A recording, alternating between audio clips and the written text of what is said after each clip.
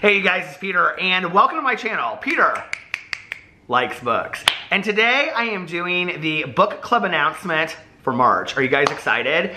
If you don't know what you don't know is a lot, I have a book club. It is called Peter's Book Club, and I run it with my very, very dear friend, Mel. And we kind of like co-run it, co-pick the books together. We're gonna start co-hosting the live streams. The end of every month, we do a live stream discussion about the book that we've read for the month, kind of like just getting together for the book club, see? But it's live, and it's in a live stream instead. But last month, we had a great turnout for The Stranger Beside Me by Ann Rule about Ted Bundy. Incredible turnout. I think it was like the best live stream we've ever had for the book club. And this month, I'm very hopeful, although people are not loving this book. This month, we are reading In Cold Blood by Truman Capote. It is supposedly said to be the very first nonfiction, the very first true crime book ever written. So Mel and I thought, and we were gonna change it at the last minute, but so many people had said they already bought the book, so we're like, we're not gonna do that. Mel and I thought that if you're gonna read a year of true crime, everybody should at least have read In Cold Blood once. I had not, neither had she. I don't know that we really care at this point, but I do think going forward, you know, there's a lot of references in other true crime books about In Cold Blood and the investigation and things like that. So I do think it's important for us to read if you're going to talk about the canon of true crime books, if that makes sense. So what we did going forward was that, one, we decided that we were never going to change up the book at the last minute again. We did that in 2018 and it just didn't work out great.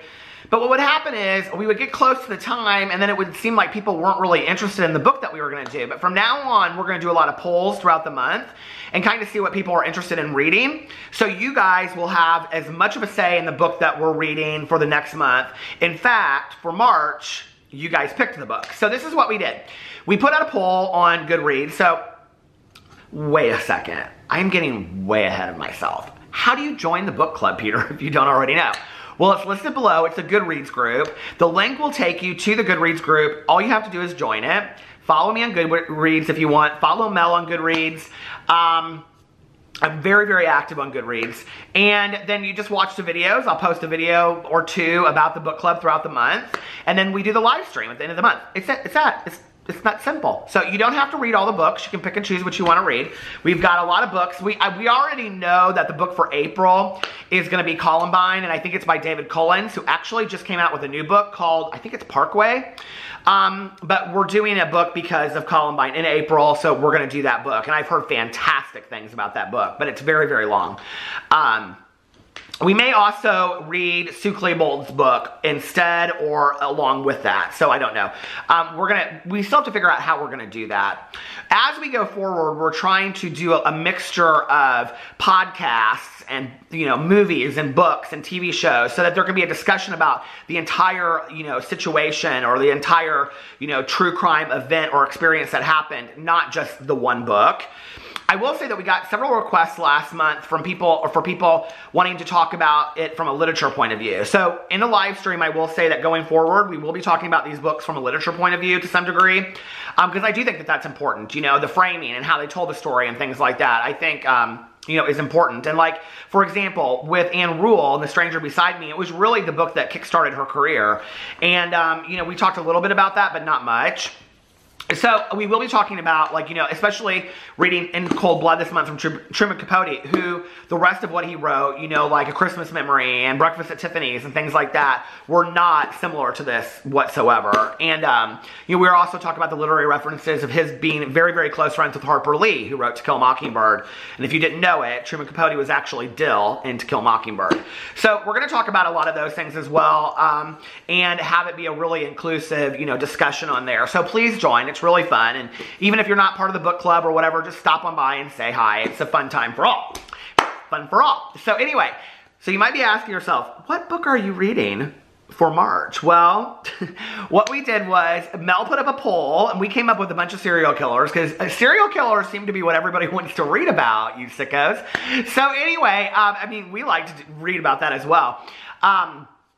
So we came up with like 6 people. I think it was like, so many people wanted to read something about the Green River Killer, and I think we're going to follow up doing that later in the year. We may read the Ann Rule book, but we didn't want to read an Ann Rule book back to back, so there are actually several books about the Green River Killer. But I think we asked about the Green River Killer, the BTK Killer.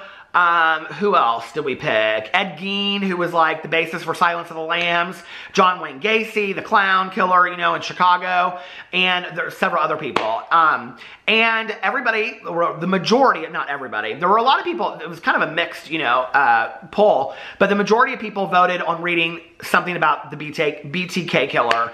And then we specifically picked, I think it was, we picked the top 2, which was like the Green River Killer maybe, and I don't know, you have to go over and look at the poll. But we picked, whoever you guys picked was what we decided, and so it is the BTK Killer.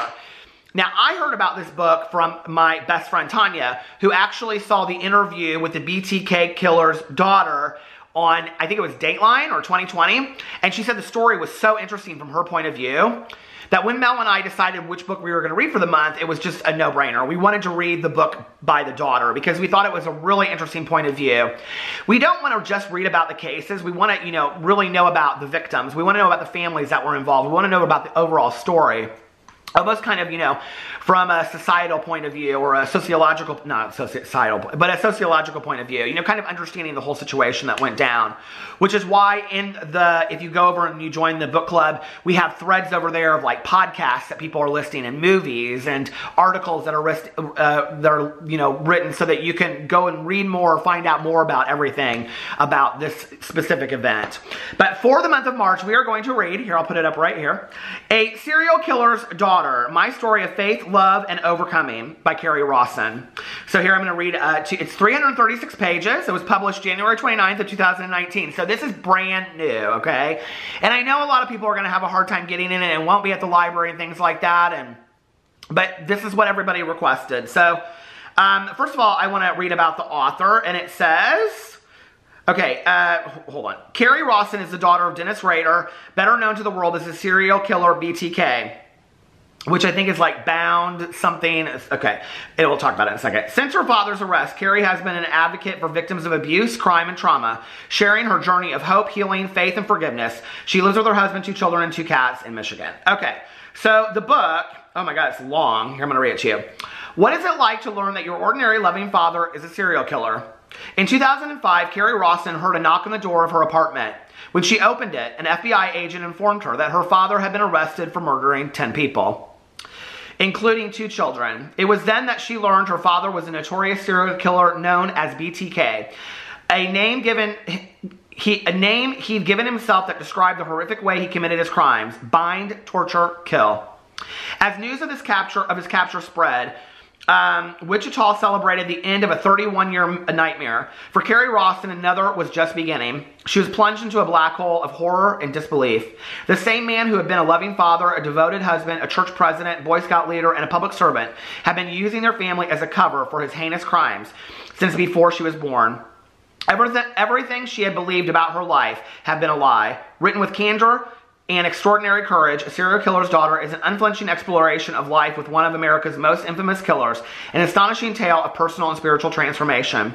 For all who suffer from unhealed wounds of the crippling effects of violence, betrayal, and anger, Carrie Rawson's story offers the hope of reclaiming sanity in the midst of madness, rebuilding a life in the shadow of death, and learning to forgive the unforgivable. No easy answers here, no platitudes, only raw honesty, written with the gracious authority of one who has glimpsed hell. Carrie Rawson shares her earned wisdom and hope that has been bought with tears and nightmares. This book is a gritty must-read in the Library of Hope by Paul J. Pastor, author of The Face of the Deep and The Listening Day. It currently does not have very many reviews. I'm going to reach out to her, actually. This is a little secret I was going to keep, but I'm going to reach out to her and see if she'll might make an appearance on a live stream or do something for the book club, because currently I think we have, like, I don't know how many people, I'll have to see. Well, right now there's 638 ratings and 99 reviews in the book, but currently in the book club we have 1,296 members, so go join it. We can get it to that 1,300 number. And not everybody, you know, participates, which is fine. Everybody, I think, looks in there and sees what we're doing and stuff like that. But I want to see if for every book that we do going forward, that I can kind of like come up with something special. Maybe get the author to come in there and say something if the author is still alive. Or, you know, like maybe even just like write us a little note, or I don't know, something. I'm going to try to get something, you know, from the author of this. Because, especially for this one, because I think it's such a cool, personalized story of her account with it. And I'm really drawn to those stories as well. So that's the book that we're reading for March. Let me know in the comment section below if you guys have any book suggestions that you would like to read going forward. Don't forget, this is a year of true crime, okay? So we don't want to hear like The Adventures of Paddington Bear or, you know, City of Bones, about all that kind of stuff. No, this is a year of true crime, okay? That's what we're sticking to. So if you have true crime books that you'd like us to read, put it in the comment section below. There's also threads for that on the Goodreads book club. If you want to join it, you don't have to. You can just come over here and participate here and read the books, or don't read it and just, I don't know, have fun with it all, because that's what a book club's all about, Charlie Brown. So anyway, I love you guys, and I will see you tomorrow. Bye.